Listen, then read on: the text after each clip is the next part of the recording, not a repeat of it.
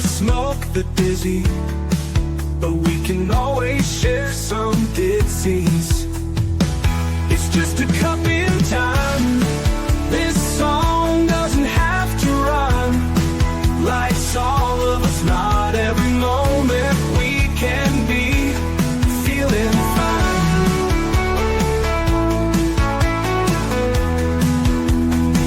I wanna share a moment, just a second if you will, maybe even a cup of thrill. We could share this performance. It's tea time, come sit with me. Well, welcome guys. Miss Liz is back, and that's right, I have a returning guest in the house. We're still trying to figure out if it's 3 or 4 times, but she's a returning guest and she's one of my favorites. So we have D.C. Gomez in the house.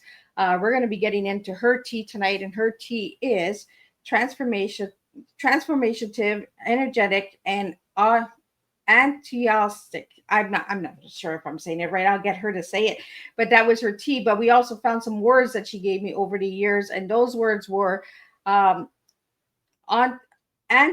enthusiastic, loyal, and energizer. My tongue is just twisting all different ways with words tonight.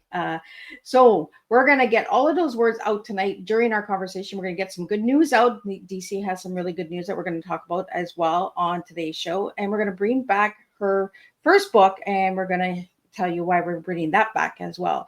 So before we get started, we're going to get everybody over to Miss Liz's YouTube channel, Spotify, Facebook, LinkedIn, all of those platforms, and just follow, subscribe, and share these tea times out, because every tea time makes a difference.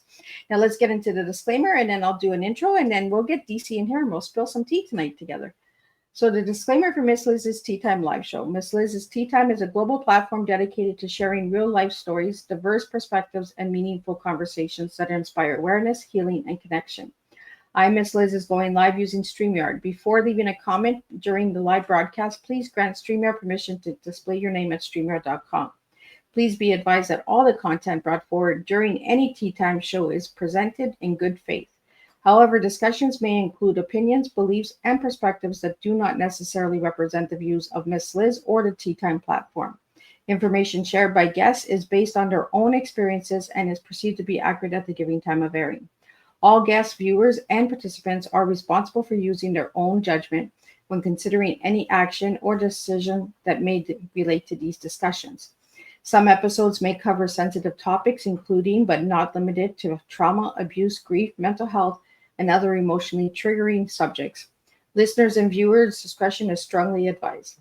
Tea Time with Miss Liz is an open discussion forum designed to offer insight, inspire awareness, and create connection. It is not a substitute for professional, medical, legal, or therapeutical advice. If you require professional support, please seek assistance from qualified professionals or trusted resources in your area. If you have questions regarding this disclaimer or the content of this discussion, you are welcome to contact me directly at my email at bookingmissliz@gmail.com, or check out my link tree, Miss Liz's Tea Time. By choosing to participate in, comment on, or view these live shows, you acknowledge and accept this disclaimer. Your participation is entirely volunteer. Miss Liz welcomes you to join the conversation with an open heart, and if at any time you feel this platform is not right for you, I respect those wishes and decision and welcome you back whenever you are ready. Tea Time with Miss Liz is serving truth and awareness one cup at a time. Now let me give you a little bit on DC, who's sitting in the background. So tonight we welcome back to Tea Time's table the incredible DC Gomez. DC is a multiple genre author, speaker, and creative powerhouse, best known for her beloved Death Intern series. With a gift for blending imagination and inspiration, she creates stories that not only entertain, but also empower and uplift. DC believes in using the power of words to inspire others to dream, to heal, and to rise stronger. It's always a joy to have her return and share her world of creativity and empowerment with us. Please join me in welcoming back DC Gomez. Welcome, DC. Hello, dear. How are you? I am awesome. And yourself? I'm amazing. Can I have you do my introduction everywhere? Because that was absolutely fabulous. I was like, I'm a powerhouse. Yes. Let's do that anytime. You can tell everybody. I'll take it. Sounds amazing. Well, you're one of my powerhouse. You're my returning guest of 3-4 times. We're still trying to figure it out. But it's right. We'll take it all. So DC, for new listeners tonight that are tuning in and they may not have seen your tea times, share a little bit on who DC was as a little girl and who DC is now. I am originally from the Dominican Republic. For anybody who's not familiar, I grew up in Massachusetts. So I have one of those really eclectic backgrounds. So I originally trained as a filmmaker. I joined the military. And then in between an adult, I became a writer. So kind of trying to come back home. As a creative person, I do everything from podcasting to writing to just being a storyteller.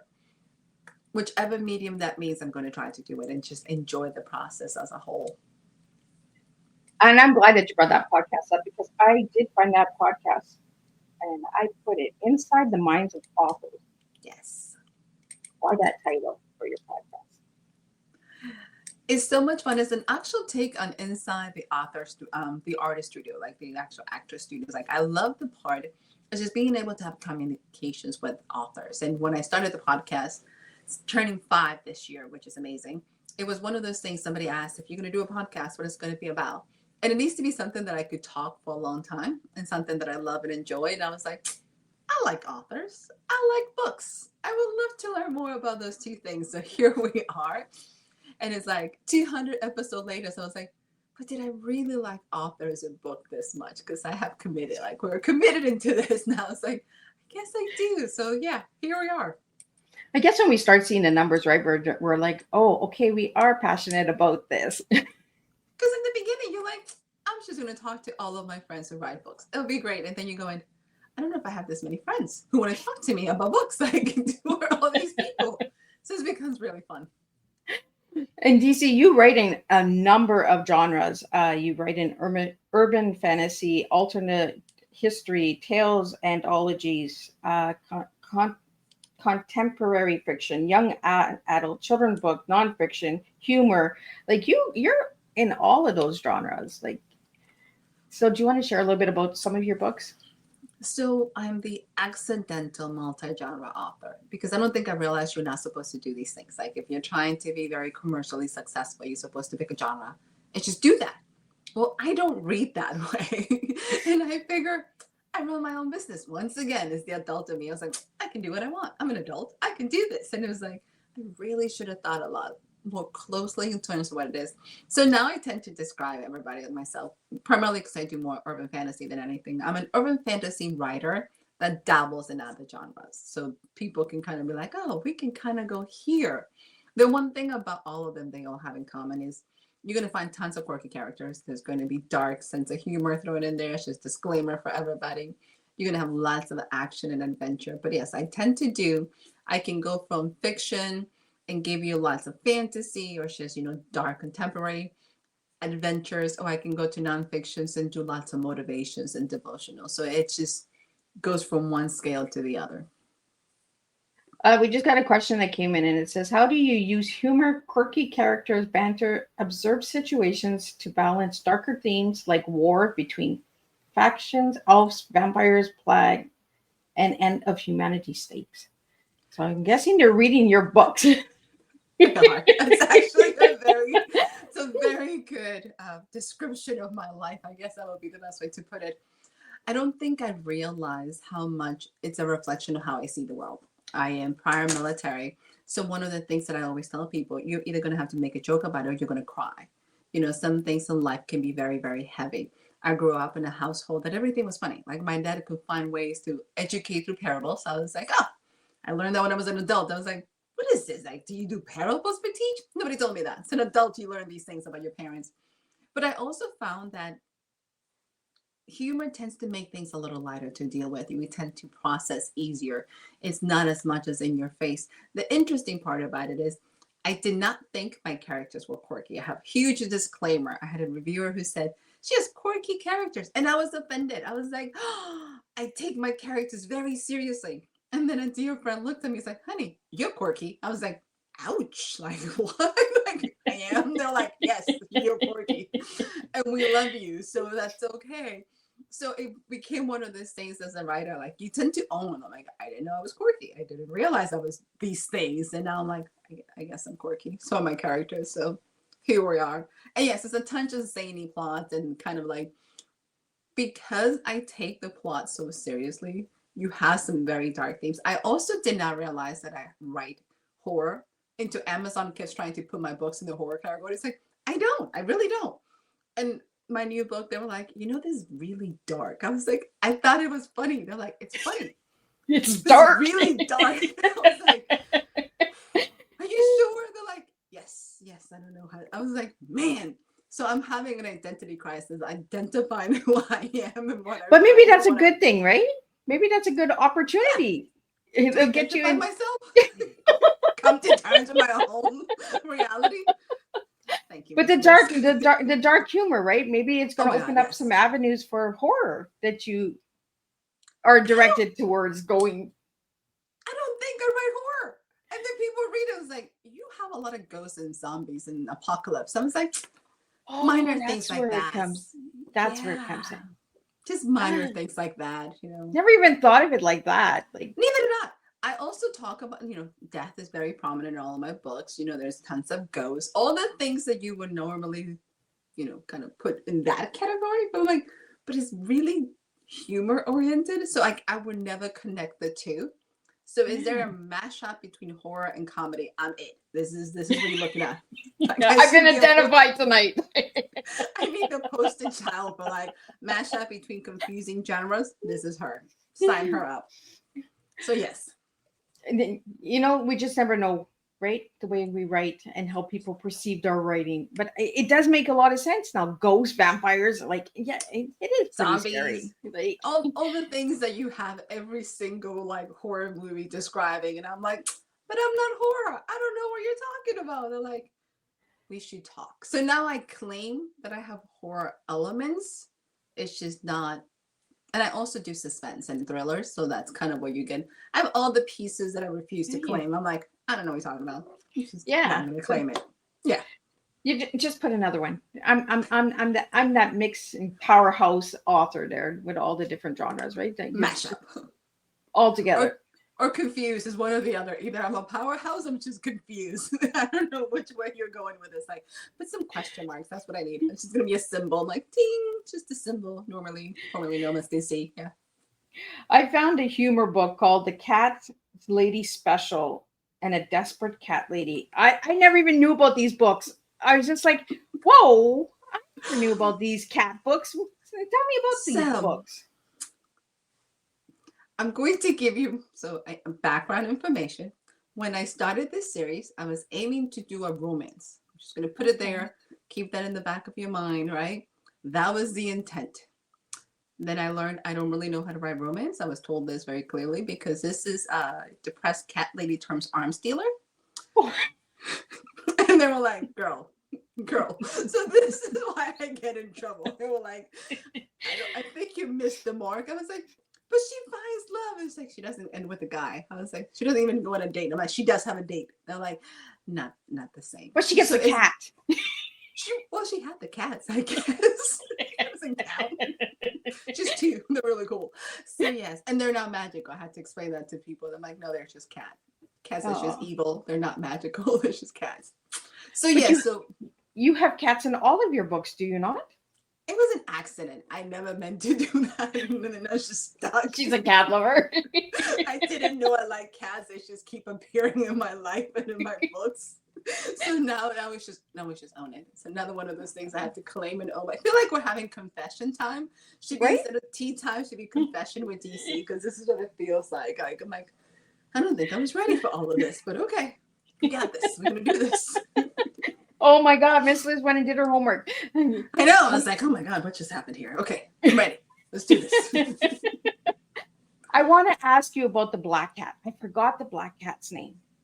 Constantine. He's technically not black, by the way. Oh.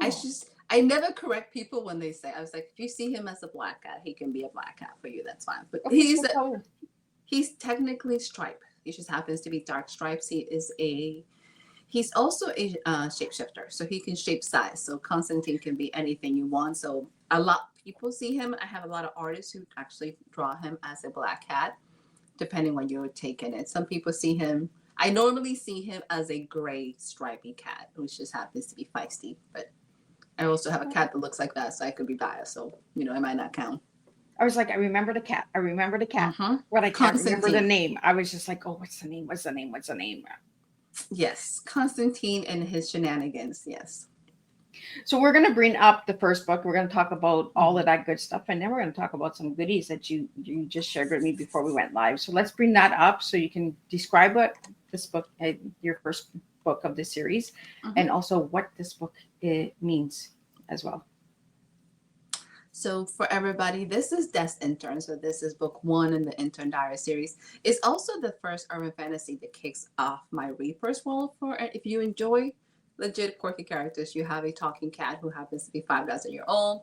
And the story is basically you're following Isis Black, who is our main leading lady. You know, she's prior military. She's just trying to mind her own business and figure out life, like as every single vet transitioning, and happens to get stuck in Texarkana. So, and she has a dark secret. She accidentally, I'm going to put it that way, accidentally kills Death's old intern. So now she has the job. So Death knocks on the door with a job offer. Isis wants nothing to do with this. She has one good friend that gets kidnapped, and the only way to find him is to take the job. So this is what starts this crazy adventure. So the fun thing about this book is also it's available for free everywhere. I decided in April that with all the madness we have in the world and all the tension and all the different separations, as an author, I wanted to do something different. I really wanted to add something that was positive, you know. So it's amazing that we're talking about it in your show, because you're all about inclusion. You're all about what do we add to this narrative. And as an author, I have works. That's what I do. But I also wanted to give people something to escape. So you get to enjoy Isis Adventure for free anywhere. We want to give away 1 million books. We want to promote literacy. We want to promote inclusion. We also want to have some fun as readers and writers coming together. So the book has a 1 million download campaign. You can get it directly from my website for free. You can get it in any major distributor, anywhere in the world. So that's kind of the catch, is for people just to get lost in this adventure and really have some fun, minding your own business, enjoying Isis's sufferings and tortures as she learns to be Death Intern in North America. So DC, do you want to tell us a little bit about the cover for the audio listeners that aren't seeing the video, what it looks like and who's in it and all that good stuff? Our cover is a very, if you're used to urban fantasies, this is a kind of traditional cover. So you have our main leading lady, Isis. You do get to see Bob in the background, who happens to be the older gentleman that gets kidnapped because Bob can't mind his own business.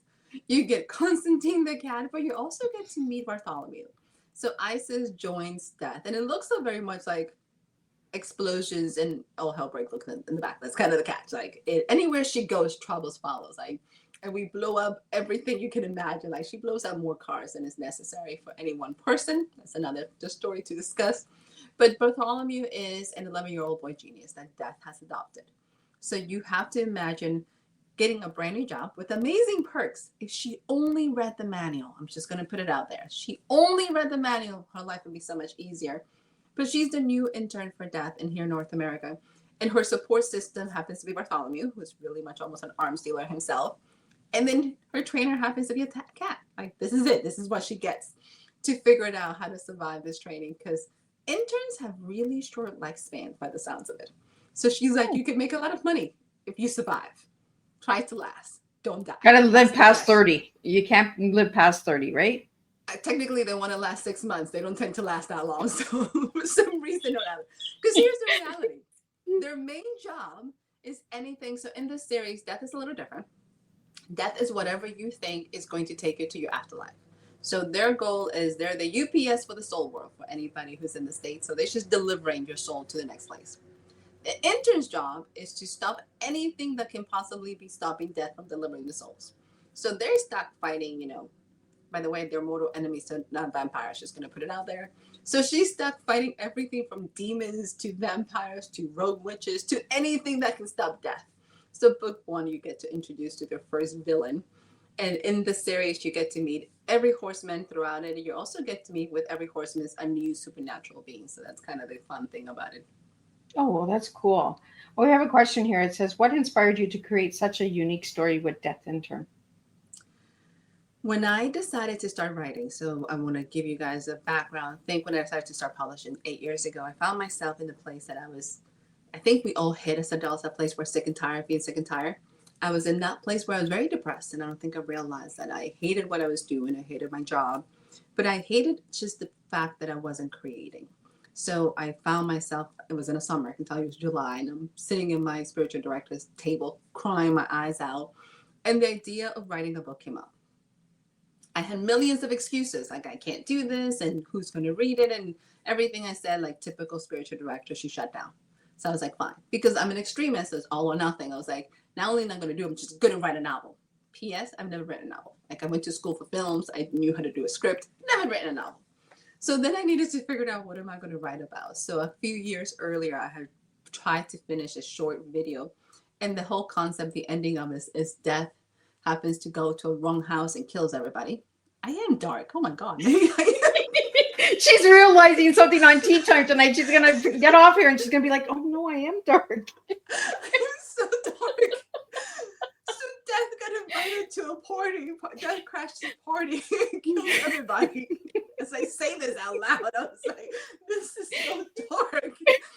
And the ending of this video is Death says, oh, I need an intern. So the idea of this horrible story, now that I think about it, oh my God, is why would Death need an intern? So that concept play in my head as I realized I'm extremely macabre. I need some therapy right now. Miss Liz, pray for me. I was like, okay, let's go into your tea. Let's jump into the tea. Let's get out of the dark and get into the, because your tea that you gave me was transformative, energetic, and enthusiastic. I can't say that word. Like my tongue just doesn't. Enthusiastic. It's all good because it's spelled funny. That's all it is. So tell me why those 3 words. One of the things. And stay away from the dark. I know we're going positive, which is really funny because I do Monday motivations. You will honestly think for a person who is committed to motivating. I do motivations all the time. Nail them. And then you ask about my novels and like, no, I'm going to just talk about some death right now. I'm like, I got multiple personalities not working with each other today. So transformative, energetic, and enthusiastic. I am in that stage of my life that I have hit menopause. And I realized anytime you said, the M word, people panic. And I was like, as a woman and as a mom, let's talk about it. This is the conversations that we're having. And I'm in the stage of this transformation, this drastic changes in life that you're having to rethink who you are and how things happen and the changes that you're looking at it, and actually motivating the females in my life to embrace it and make sure that we have a community that's healthy, that is understanding, that is supportive. Because for anybody who's premenopausal, menopausal, and postmenopausal, this is not for the weak. I don't think anybody put a manual together. I'm working on that book because I'm like, nobody told me this was going to happen. Like nobody explained how my life was going to shut down. I was like, I've been in this journey for about 2 years. Am I there yet? And what does there look like? So it is maintaining that. It's being energetic. You know what I mean? When you don't feel like having the energy, when you're just tired. And sometimes it's being enthusiastic. Like somebody has to be a cheerleader for your group and you're finding yourself like, I guess this is me because nobody else is cheering for us. So it is embracing changes, embracing all those parts that sometimes I think because we're going through so much and things can feel so heavy, we take for granted. I can say in the last year when I started, we're going to do social media and I'm going to promote the books. I was online. I was doing all the things. If you ask me today how long I've been in social media this year, I was like, what month are we in? They're like September. I was like, ooh.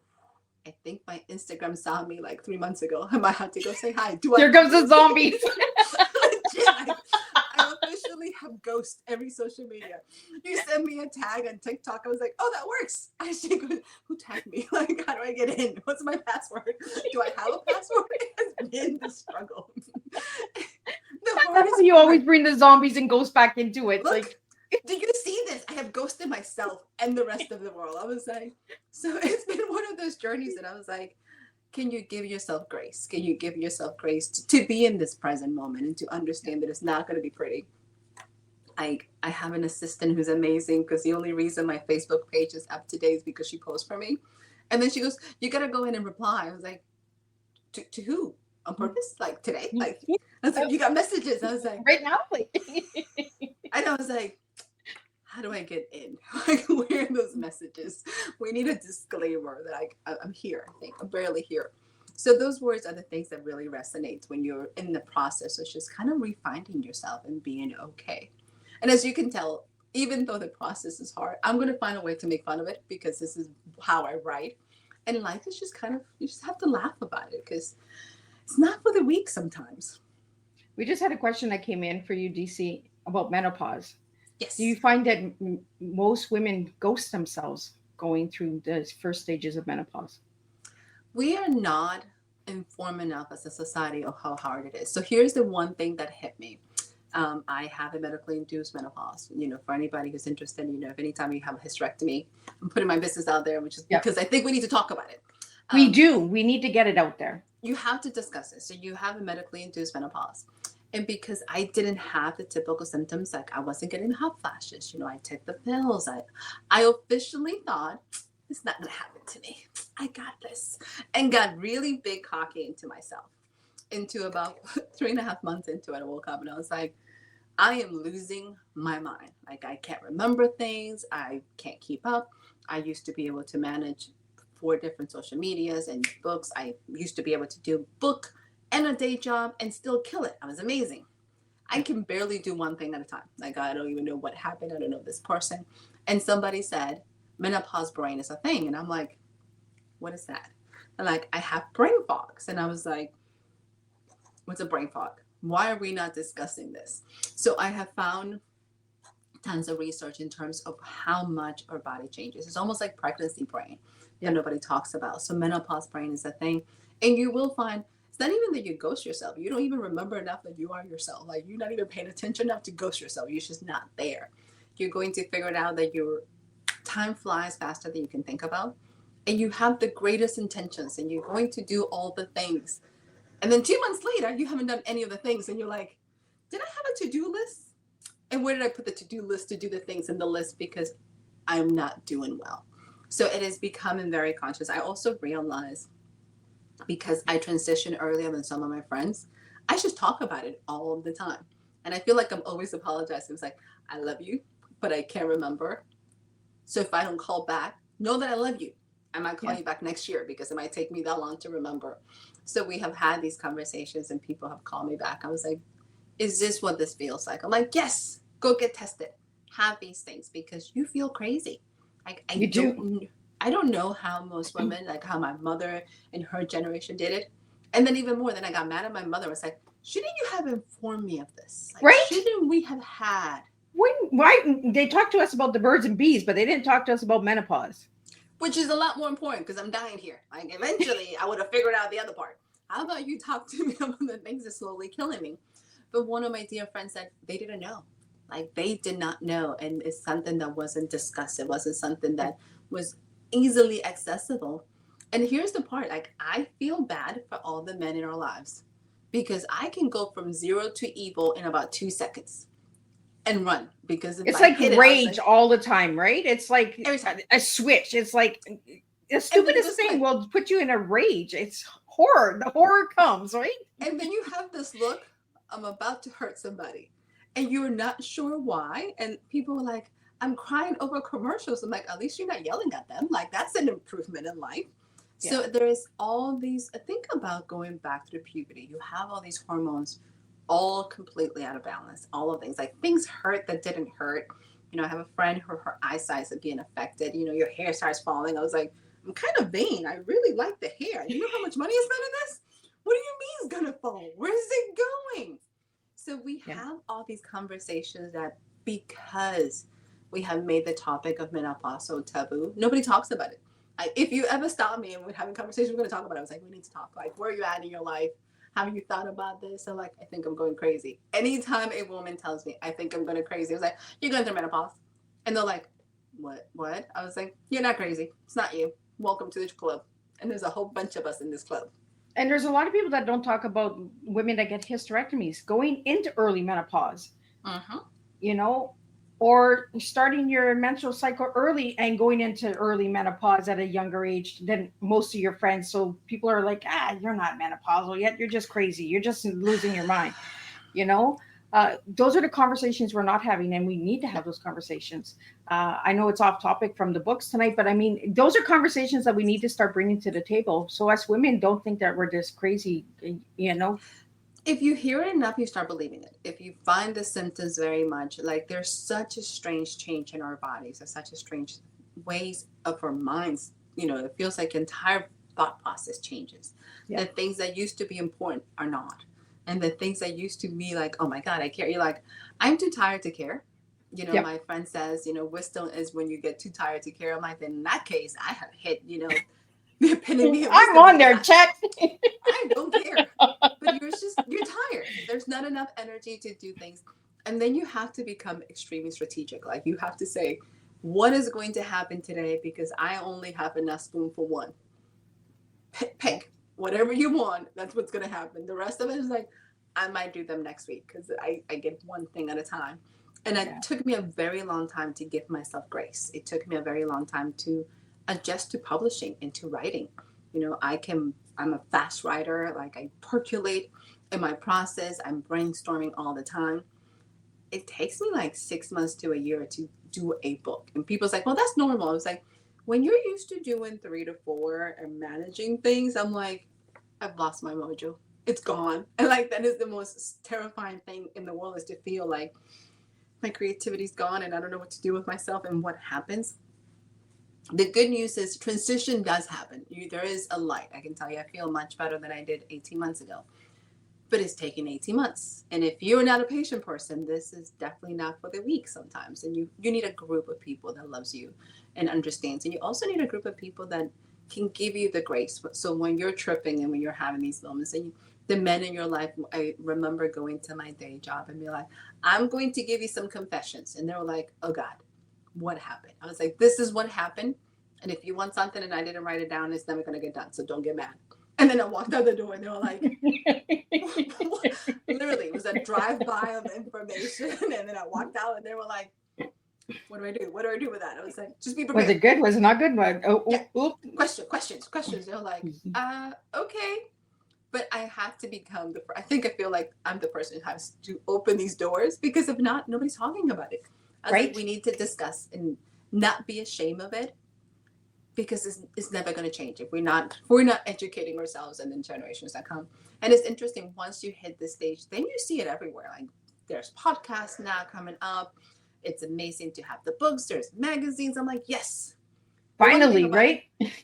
But it's also very clinical. Like it's all very much like clinically. I was like, let's be honest. Menopause is kind of funny. Because the things that go through your head is hysterical. Like, where did this all come from? Like, DC, that's a new book that's coming out with the cat lady in menopause. It might be a bestseller just for that title. It's like, what is she up to now? Does a cat understand menopause? My cat might be the only one. I'm like, I'm about to kill you, woman. I'm about to kill you. I don't know what's wrong with you. And why are you not feeding me? What is going on here? So yes, if I go you just never know, right? Here we are. Well, there we go. And starting that conversation is the ripple effect, and that's what these tea times do, is they cause that ripple effect, right? Because you just never know where we're going to go. This afternoon we're talking about cereal, magic cereal, and now we're talking about menopause. So you just never know what you're getting on tea time. You're getting some books, you're getting some information, you're getting some education as well. It's a little bit of everything on tea time. We're confused. What just happened? I thought we were talking about urban fantasy. And that's when all the listeners tune in and are like, are these two mad women going at it? I want to get back to some of these questions that came in for you, DC. Yes.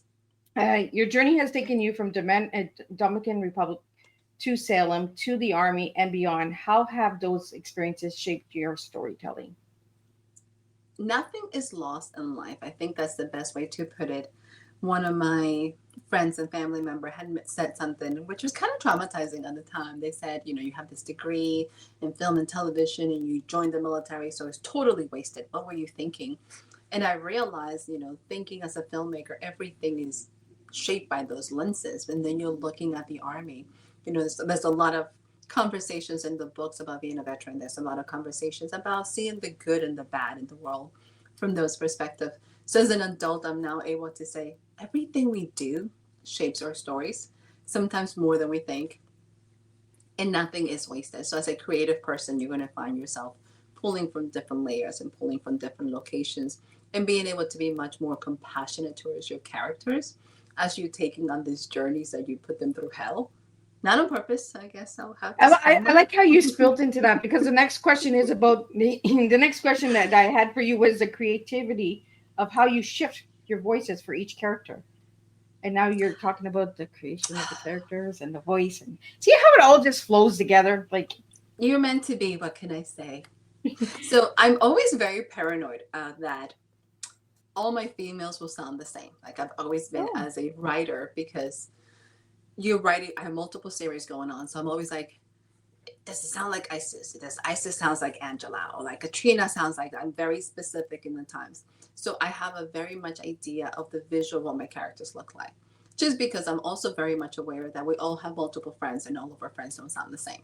So when I'm creating, when I'm writing the voices of my characters, I have a very big picture of what they look like and how their mannerisms are going to carry and how they're going to act. And the same is going to say, Isis is very sarcastic, and she's going to have like some jab that she's going to take, and she's going to be like in your face. While Angela is a Southern belle. Like Angela's never going to curse. Angela is going to look a certain way. I'm semi-Angela today because I have a 1950s, petticoat and everything, celebrating the new book. But you're always going to have, what are these characters not just look like and sound, but what is their mannerisms, in order for me to keep them straight. Usually when I start writing and people get very paranoid, I have a person in mind, like what is the qualities or kind of characteristics of somebody that I know that I like, and pull them into that person. So when I kind of wonder if my characters are sounding like, I visualize these people like, this is what this person looked like.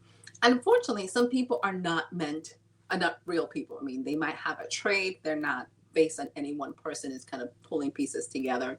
So usually I think when I wrote Death Intern, since we're talking about it, Eric, who happens to be our hot and sexy police officers, has some characteristics of a friend of mine who happens to be a police officer. So yes, there's pulling from that. No, like, is he hot and sexy? I'm like, yes, actually, he happens to be hot and sexy. I gotta pick for somebody, right? Thank you. There's some things you just like, or everybody's gonna look the same. You can't always just be tall and handsome. Like, what does that mean? Like, what is that? Like, is everybody tall and handsome? So you have a little bit of that, and you have people in mind. Just because if not, it's just words on a page. So you have to see them as individuals and people to have them be real for others. I like the way that you bring in the different characters and you visualize them. But when you said that you were paranoid that they all sound the same, do you have an audiobook with different voices, or? There is an audiobook coming, and they definitely all have different voices. So it's definitely kind of fun. But it's still one of those things I think in my head. And it's not so much the characters on the books, each book, is my females across books that I tend to be very paranoid. I was like, do they all sound like the same person over and over? Once again, remember, I'm quirky. All my quirky characters all sound the same. When I wrote Death Intern, most people like, I imagine Isis like you. And I was like, not my story. I got to work for that. Not me. I never visualized Isis. I'll get the intern to do it.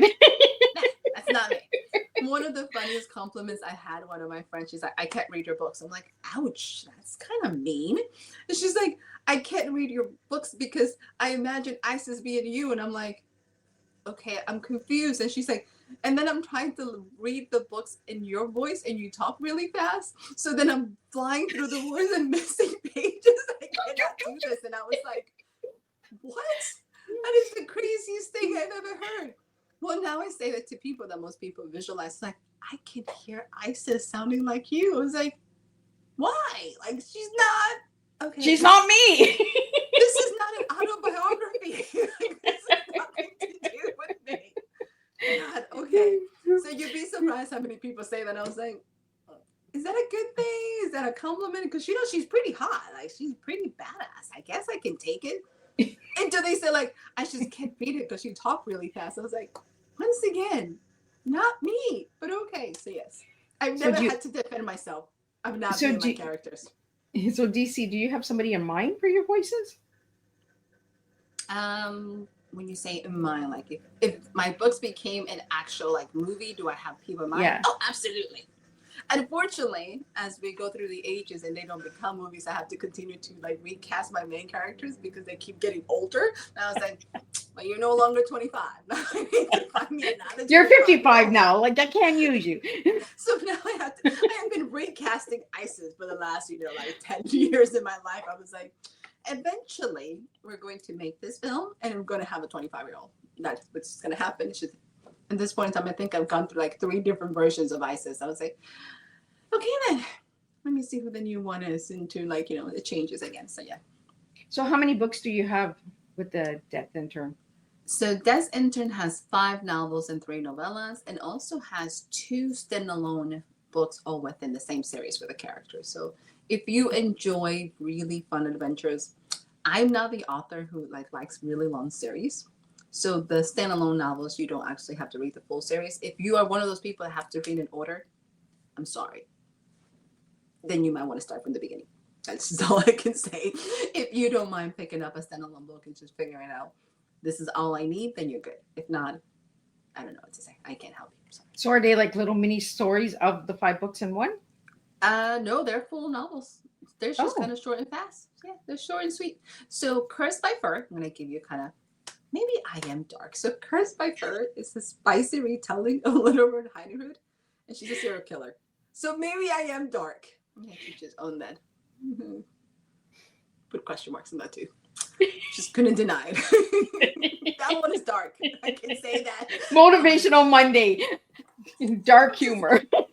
So Cursed by Fur is dark. I will have no issues admitting this. It's not a happy ending. It is a mashup of urban fantasy and serial killer murder kind of campaign. So I will claim that one. Sorry. I don't know what else to say. I was like, man. Let's get you out of the dark and get you into the light. Coffee, tea, or boat for those late night writing nights? I am a tea drinker. Awesome. Favorite tea? Either black English tea or I can do chai. Oh, chai tea. I haven't had a chai tea in a long time. So good. Give me one word that describes Death Intern. Passionate. I'll go with that one. And that's the word you gave me to describe yourself. Might as well. We're going to stick with the same. Oh boy. Why passionate?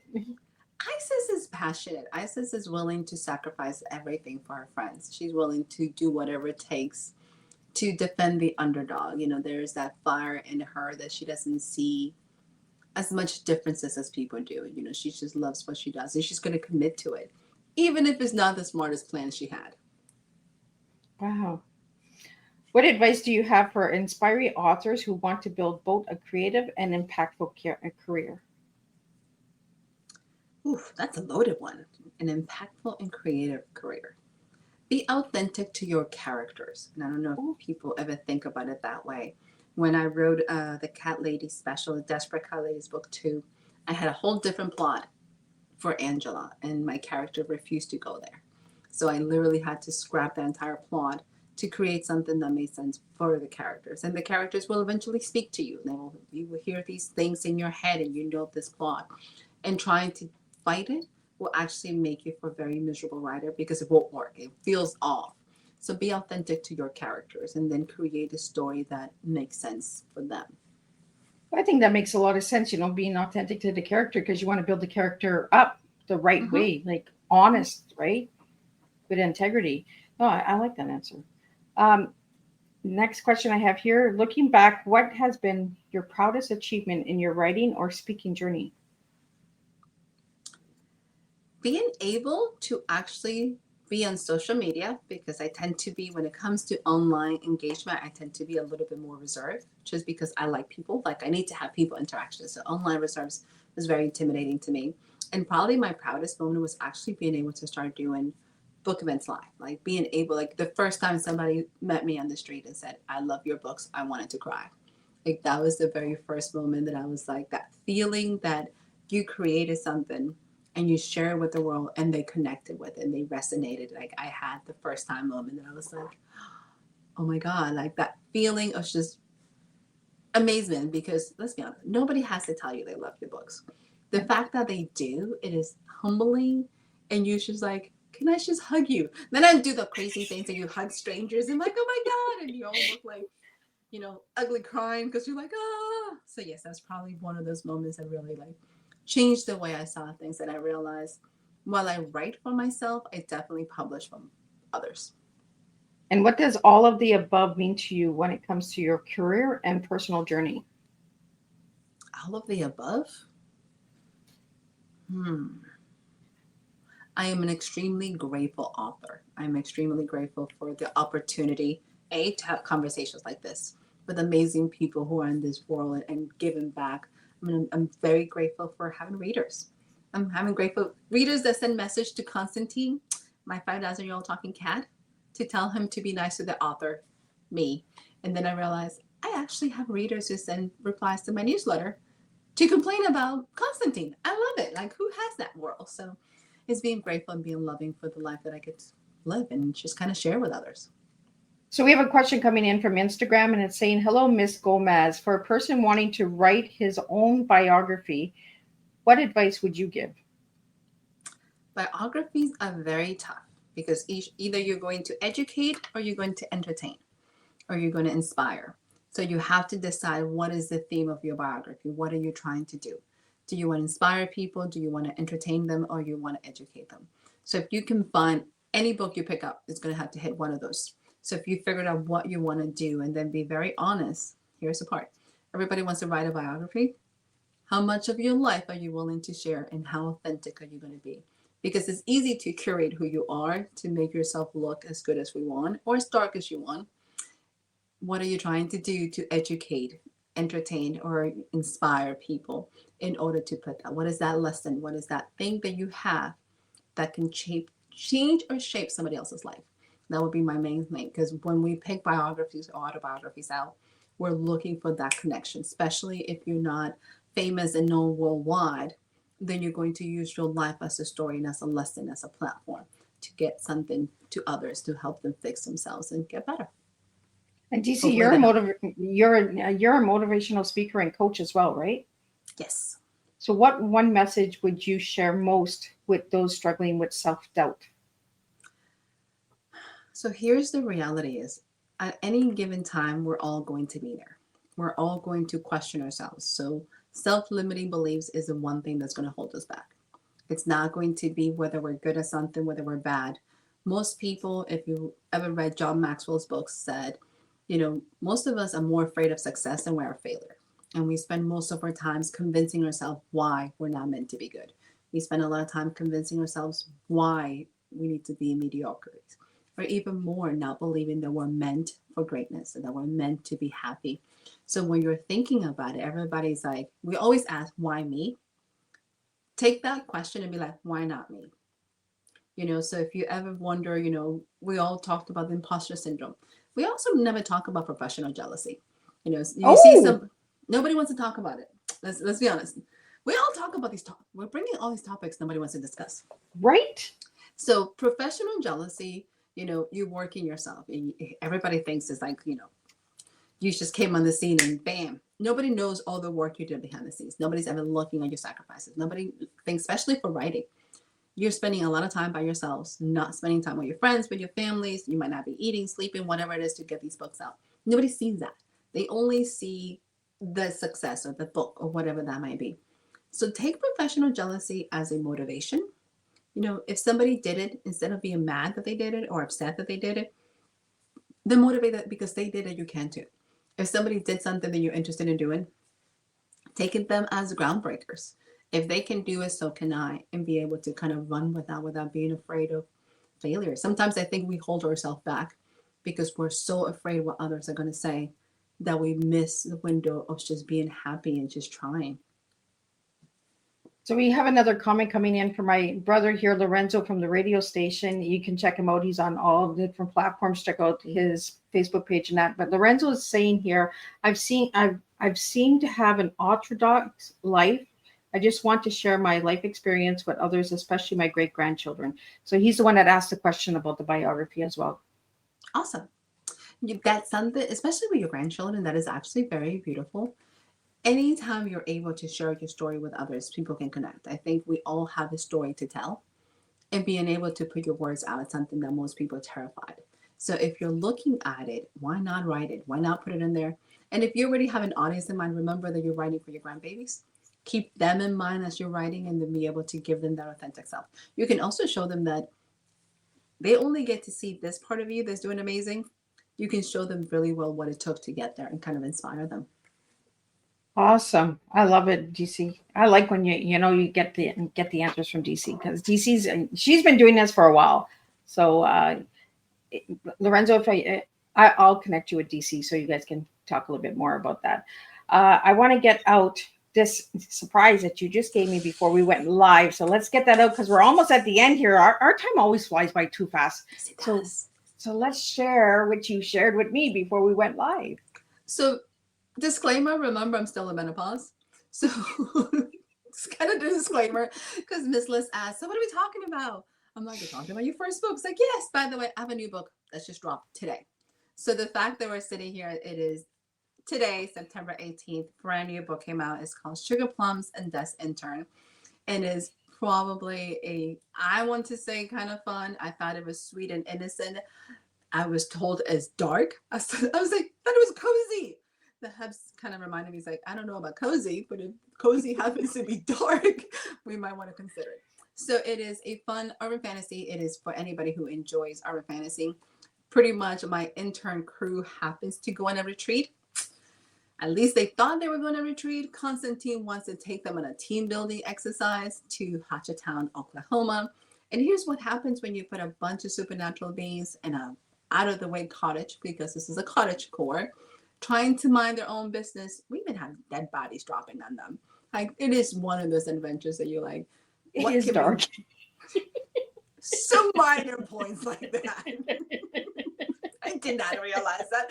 I did think it was pretty funny because they were all exercises, and bam, there was a dead body. They're like, "Do we do it? Who did this? Why is this body here?" Murder, She Wrote. Who found it, and who's got it? Like, and it was in the floor. So they were like, "We should call people." So what can possibly be worse than a family reunion with all of your quirky family and friends? A retreat for professional development. So it's mandatory fun, Reaper style. So yes. So how did you get the name of that one? And I'm so honored to be the one to drop the new book. You officially the first one. I think I sent it to my newsletter because we had not talked about it, because it was literally 50-50 whether this book was coming out. Like, it was like touch and go all the way up to Sunday. So this was very much like, this is actually going to happen. I am part of the Enchanted Woods Cutter Clutch series. There is 11 books in this collection. They are not actually attached to each other. They all happen to have the same thing, which happens to be cottage core. There's 11 of us, 10 amazing authors all together creating incredible stories. All of them, this one, thank you for everyone. It does end in a happy ending. I want some props. I want some oohs and ahs, because I've not gotten that from anybody. They're all like scared right now. Well, the last one did not end really happy, so I guess I had that coming. But it does end in a happy ending. There's some love in here. Actually, there's a really fun love story. There's a couple of them in here. So I want tons of oohs and ahs for the fact that I actually managed to finish a book in a happy ending. I'm going with that disclaimer. Sticking with us today, this list. We're doing That's my story, and I'm sticking to it. pretty much. I'm like, So check out Sugar Plums and Death Intern. So yes. Awesome. Well, congratulations on the new book, and thank you for sharing that with me and my audience out there. So everybody check out DC Gomez. Like, DC, what message would you have for anybody that's listening tonight or that will listen to the replay about writing books for all different genres? One of the best things I've ever heard said is from Elizabeth Gilbert, who says, we write brain candy. When we're looking at writing, especially if you're doing fiction, if you're doing urban fantasy, if you're doing any kind of stuff, remember to have fun. Remember that reading is amazing. If you enjoy reading, remember there's an entire person on the other side of that book. And Let's be honest. Books are very intimate. It's the only thing you're going to take to like the shower in the bathroom with you. Like you don't take other people with you. You like take a book. You take a book. And then you go to bed with them. Like there's a whole bunch of stuff you're not going to be doing. It's just anybody. But you do it with books. Let's be honest about this. So there's an intimate relationship that you have with these characters. Like these are no longer my characters. I'm just a caregiver. Hopefully not to torture them too much so my readers don't kill me. Enjoy that writing is amazing. And it's a journey and it's a privilege we get to enjoy. And we do brain candy. So make really good candy. Have some fun with it because it's fun to read. It's my escape. So I write understanding that I hope this is people's escape and you just enjoy the family that I get to play with. And what book or author has inspired your work? I got a couple. I can be honest. When it comes to urban fantasy, I am a Kim Harrison fanatic. She absolutely was probably one of the first urban fantasy writers that I got to fall in love with. I love Jim Butcher. So I'm kind of urban fantasy in the States is kind of fun and exciting. And I also like Charlize Harrison. So for anybody who likes True Blood, the HBO series, kind of based on that series, she's probably the first writer that actually got me hooked on small town. So most of my books take place in small town because nothing happens in this book. And yet you're hooked for 300 pages of madness. And I'm like, the only thing she did was wash some dishes. Like nothing happens here. Like, why am I reading this? Do your dishes. And you're hooked. And all the madness that happens in this tiny town. And you're like, I want to do small town drama and small town shenanigans like she does it because it's addicting. So these writers have like really influenced just the way that I enjoy storytelling. And it's just kind of the way that I realize I am hooked on their pages and I'm going, I have no idea what is going on for these 300 pages, but I can't put this book down. And that's kind of the journey I want my readers to have. Like, I don't know what I just read, but I couldn't put it down. And I need to talk to somebody. Like, we might need some therapy at the end, but you're definitely going to be hooked on this book. And then we're going to talk about it. All I can envision is doing dishes and reading a book. No, I must read this book. Can't put it down. I honestly got that message. A couple of my readers in my newsletter got an advanced copy of Sugar Plum and Death Intern. By the way, if you get an advanced copy or when you buy a book, it is technically your book. You can put it down at any time, right? Mm-hmm. So she's like, I couldn't sleep. I was like, you can't blame me. Like, I am not responsible for your sleep cycle. Because you could have read it in the morning. No, like, I just couldn't put the book down. This is all your fault. I'm like, why do I get blamed for people's insomnia? It's like, that has nothing to do with it. It happens multiple times. Usually every once in a while I get readers like, at least once a month, like, I couldn't sleep. I'm like, it's not my fault. Right. Like, you can put the book down. Like, you can pick it up in the morning. They're like, I haven't slept in 2 days. I'm like, once again, not my fault. I'm sorry. But that tells you that it's a good story. When you can't put it down, you know, it's a good story. Never feels that way when you're sending hate mails to your favorite writer. Like, by the way, I'd like to inform you, I haven't slept in a couple of days. I was like, I didn't do it. Listen, put the book down. It's okay. You can pick it up tomorrow. Constantine's not going anywhere. I hope, maybe. So DC, if anybody wants to find you, for the audio listeners and the ones that are watching the video tonight and the replay later, I'm sure I'm going to get a lot of feedback from this tea time. Could you tell them where they can find you and all that good stuff? So pick me up at cgomez.author.com if you truly want some motivations that are not nearly as dark as this commentary today. My minor motivations do actually inspire, I promise. It's kind of, and if you want to pick up Constantine, you can sign up for the newsletter. If you check out the website, you can get the book for free and just kind of join the madness and shenanigans. And final words for everybody tonight. Say that again. I think I missed you. One more time. We got a glitch like right at the last 2 minutes. I know. I was like, what happened? Final words for tonight, DC. I'm seriously grateful and thank you for this opportunity just to come and chat and connect and be able to kind of discuss all of these different topics that I'm not sure connected with anything that we started with in the beginning. Thank you for what you do and kind of for bringing this awareness to this space and making it open for people to discuss all sorts of things that probably were not under a list of things to talk about.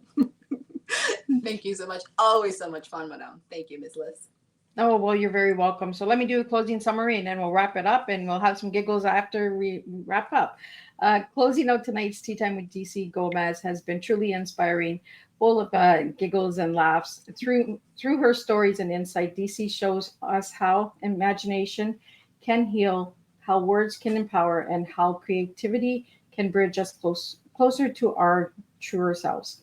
She reminds us that we each hold the power to inspire, entertain, and empower, not just others, but ourselves as well. May we leave tonight encouraged to embrace our own creativity and to tell the stories that make us come alive.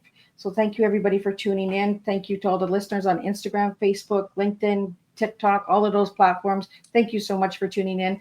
And I'll see you next week, same time, same place, and we'll do this all over again.